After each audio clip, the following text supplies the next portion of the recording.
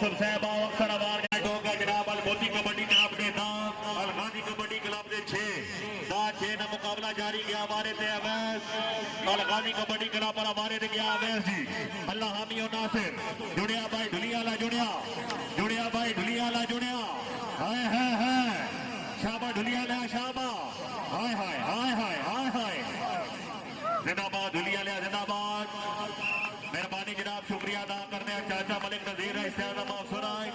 लंबी कबड्डी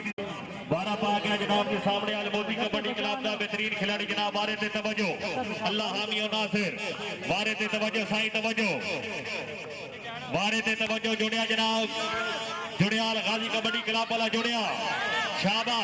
शाबा भाई ढुलिया शाबा हाय हाय हाय हाय और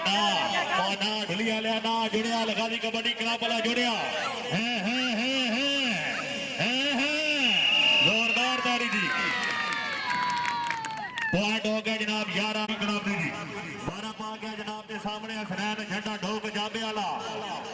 शाबा झंडा साहब शाबा वारे ते गया हसनैन झंडा अगो दफा कर रहे हैं अलमोती कबड्डी क्लब के बेहतरीन खिलाड़ी जनाब वारे ते तवज्जो साईं वारे ते तवज्जो आया झंडा साहब जरा जाके शाबा झंडा शाबा जुड़िया ढुलिया ना जुड़िया माज गुरियाल अल्लाह जुड़िया जी और जिंदाबाद आबाद बादी साहब जिंदाबाद जी वारे ते जनाब के सामने